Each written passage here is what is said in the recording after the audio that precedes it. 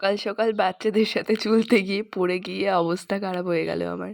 তারপর সকাল সকাল প্যালাম তুলতে গিয়েও কিন্তু হাতের মধ্যে কাটা ফুটে গেল। Good morning everyone, welcome to my new mini blog. তো দিনটা ছিল রবিবারের ভোরবেলা। তো ভোর ভোর উঠে গোপালের পাতা দিয়ে চলে গিয়েছিলাম সব কচিকাচাদের সাথে ভোরবেলা একটু মর্নিং ওয়াক করতে। আর বেশ অনেক দিন পর ভোর ভোর উঠতে পেরে বেশ ভালো লাগছে। চারদিকে তখনও বেশ কুয়াশা ছিল। তারপর আমরা হাঁটতে গিয়েই রাস্তার ধারেই দেখছিলাম অনেকগুলো প্যালামের গাছ। আর সেই গাছগুলোতেও কিন্তু পাকা পাকা প্যালাম ধরে রয়েছে। প্যালাম হলো কুল গাছের মতো এক ধরনের কাঁটাওয়ালা গাছ, তবে এগুলো আকারে অনেকটা ছোট হয় আর জঙ্গলের মধ্যে বা রাস্তার ধারে হয়ে থাকে।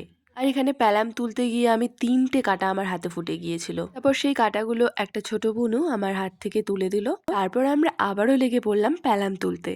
আর এই কালো কালো পাকা প্যালামগুলোই কিন্তু আমরা তুলছি। আর এই প্যালামগুলো কিন্তু টক এবং মিষ্টি দুই ধরনেরই হয়ে থাকে। এগুলো সাইজে বেশ ছোট আর একসাথে অনেকগুলো মুখে পুড়ে খেতে বেশ ভালো লাগে, টক টক মিষ্টি মিষ্টি। এগুলো প্রধানত গ্রাম এলাকায় পাওয়া যায়। এই হচ্ছে জুই, এই হচ্ছে তিথি, আর এই হচ্ছে ময়ূক, আর সাথেই ছিল প্রিয়াঙ্কা আর আমার বোনু। আমরা কজন কিন্তু চলে গিয়েছিলাম হাঁটতে। ছোটবেলায় কিন্তু আমাদের স্কুলের পাশে এরকম একটা বটগাছ ছিল, যেখানে আমরা সবাই মিলে টিফিন টাইমে ঝুলতাম। আর এখানেও আমি ঝুলতে গিয়েছিলাম। সেখানেই কিন্তু আমি ঝুলতে গিয়ে একবার পেরেছি, সেকেন্ড টাইম আমি পড়ে গিয়েছিলাম।